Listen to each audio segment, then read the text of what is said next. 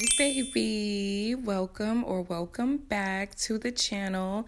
Today I have this super cute nail look to share with you guys that I'm going to be placing on my business Instagram. And girl, you know I had to show you, so let's go ahead and get started. So first we are starting off with nails that have been filed already, and they've also been buffed just a little bit. And here you just see me placing some nail primer on top just to make sure they're nice and sticky for my foundation layer of gel. Then after laying down that primer, I go right on top with my foundation shade. It's just this cute little pink gel that I think looks cute on Frenchies because some of these nails are gonna be Frenchies, so I just decided to go with this cute little blushy pink. I ended up doing 2 layers of the foundation gel, and then I placed them under my nail lamp for 60 seconds in between each layer or moving on to buffing and filing the finished product. Let me know if you guys would like to see how I file the nails. But I mean, I don't know, just let me know because I always do it off camera, but this is what it looks like buffed and filed. Then straight away, I go ahead and take my black gel polish. It's nothing special. It's just a regular black nail polish that I placed on the nails that were going to be my backdrop for the kind of chrome silver color that I use to place the rhinestones on top of. I only did 1 layer of black polish on all of the nails because I didn't want the nails to be too bulky, especially since I'm already going to be putting builder gel and stones all over most of the nails. I decided just to go in with 1 layer. And once again, this color is just a backdrop color for our chrome. So it's important, but not really. So you don't need 2 layers for this look. So here I'm just taking my 20mm striper brush or liner brush to go ahead and do a Frenchie. I told you guys I'm trying to practice with Frenchies. This Frenchie actually gave me a run for my money. I believe it's the camera because when I did the ring finger, it was boom, bam. Thank you, ma'am. I didn't have any problems out of it. It did not take this long. Either way, I feel like this Frenchie and also the ring finger Frenchie came out really nice, so I was happy about that.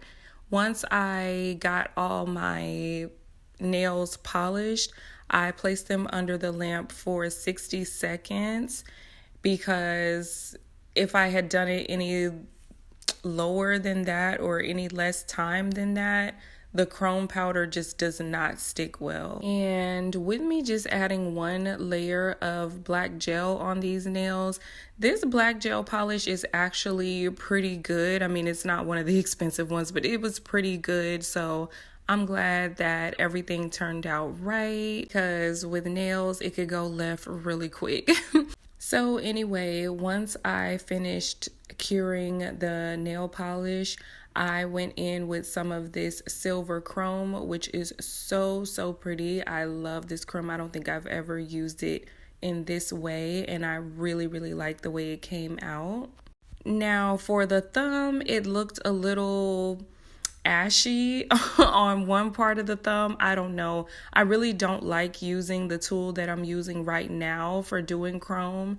I know you're supposed to use it for that, but I prefer the rounded top squishy kind of silicone tool, which I do have and I should have used. I will know better next time because that's what I prefer when I'm doing chromes. And I just made sure that I got all the little edges. I got silver everywhere because I didn't really want that black to show through when I place on the rhinestones. If you do decide to do this look, I would say don't focus too much on the chrome and how it looks because it's going to be covered anyway. It's just a backdrop. But what I've learned with using chromes, which I should have done on the thumb as well, the full out thumb is by taking the chrome in circles, and that allows it to go on a lot smoother in my opinion. Right, so now that the chrome is on all the black areas of the nail, I just took my nail brush and brushed off the excess chrome powder. Then I took this kind of glittery polish and I placed it right on top of that chrome powder. And after I did that, I set the nails under the lamp for 60 seconds to cure before we start putting on our builder gel and gems. By the way, make sure you stay until the end because I did do this nail look on a shorter nail set for my sister. She requested it when she saw these nails. So these would be cute on long nails, almond nails, short nails. I've already tried it out. So cute. So here I'm just showing the rhinestones that I'm using. I use some tiny ones, some middle-sized ones, and some big stones. I use silver and multicolored stones because I wanted the shine to pop a little bit more and have more dimension. So that was the reason for me doing that. Right, so now that that's over, I go in and put on some builder gel. This is just regular clear builder gel that I'm placing on the nail. I don't want it to be too thick, but also not too thin. I just want those stones to really be able to stick without any problems. So that is what I do when it comes to glitter tips. You can use the gel glue if you'd like, but I like the builder gel. It works well too. So as you can see here, this nail look is not difficult. It is a little tedious though, okay? But I just have a little podcast on in the background and it kind of helps me through getting these nails finished. But yeah, I just started off with my bigger stones and then I filled in along the way with my mid-sized circle stones and also my small circle stones. I just wanted to make sure the full nail was covered. That's about it. Like I said, very, very tedious, but it's so worth it because they came out so cute. I'm thinking about doing some in different colors because I do have other color rhinestones, but honey, that'll be down the line sometime. And I don't know if you can tell, I tried not to speed this part up too much, but if you can tell, I'm using the metal end of my little dual-ended tool that I'm using right now just to move the rhinestones around and also keep them in the shape of the nail because you don't want any rhinestones hanging off the edges. That is a no.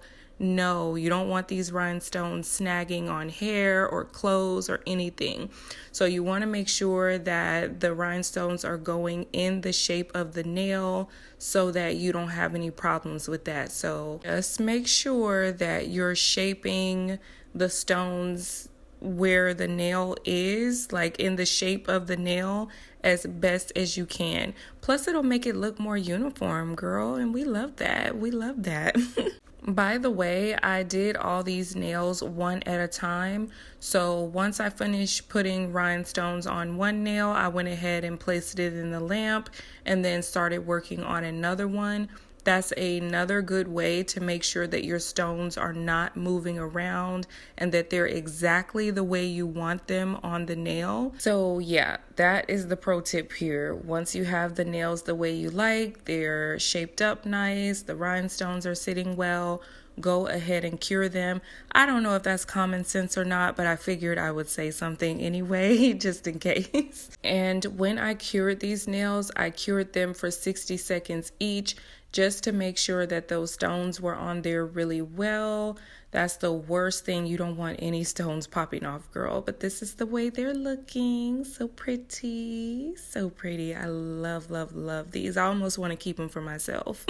Okay, so now that everything is cured, I take my alcohol and acetone mix and I literally flood these nails with that because I don't want any sticky gel residue left over.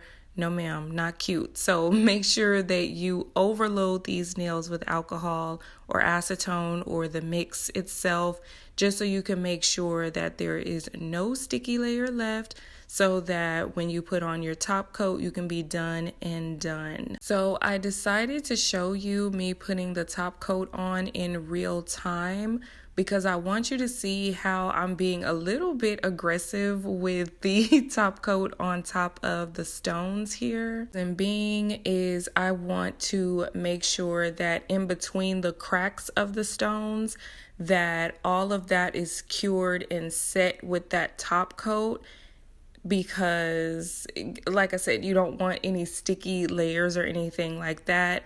And you also don't want to go too thick on the top coat with it going over the rhinestones, because sometimes that can take away the shine from the nail. I mean, they'll still look pretty, but they won't sparkle and shine in the sun like they're supposed to. So you kind of want to stipple it a little bit if you can on the nail, just so you can make sure you cure in between the cracks, and then you still get that glittery, glossy shine when you're in the sunlight and everything is all set. And as you can see, I went over it a few times. I tried not to make it too thick because I don't like that look on top of rhinestones, but I definitely wanted to make sure that the rhinestones would not go anywhere. If you're missing a couple of rhinestones on these kind of nail looks, it's not really that noticeable. But again, you don't want any of your rhinestones missing, right? And somebody's going to be paying for these. So I try to make sure that they don't have any issues when the nails get to them. They're able to wear them, wash their hair, eat, cook, do whatever they need to do without stones going everywhere, girl. Just nasty. And then once the stones were all squared away, I went ahead and cured that base color that I have on there. Oh my God, this pink is so cute. I'm thinking about doing some regular smegular white tips on my nails, because my job is like really weird about nails. Oh, I'm so sick of working these kind of jobs. Now, don't get me wrong, I'm grateful and they're paying bills, but still, nails is how I express myself. I love my nails, and I don't like people trying to take them away from me. No, I do not. But yeah, this base color is going to be perfect for my white tips. Anyway, I place these under the lamp for 90 seconds, and then voila, we are donezo. Oh, I just love these. Like, girl, if you want to stand out, like no makeup, maybe your hair is pulled back, you're not wearing some extravagant outfit, but you have these nails on, girl, I'm telling you, you will stand out so gorgeous. So if you are interested in purchasing these nails, I do have the business Instagram linked in my bio. You can go ahead and check that out. It wasn't there before and I didn't realize. Y'all didn't tell me, girl, but it's there now. So go ahead and click that link and message me and let me know what you want, girl. Before we end off today, these are the little short ones that I did for my sisters. So cute. Thank you guys so much for watching, and I'll see you next time. Bye.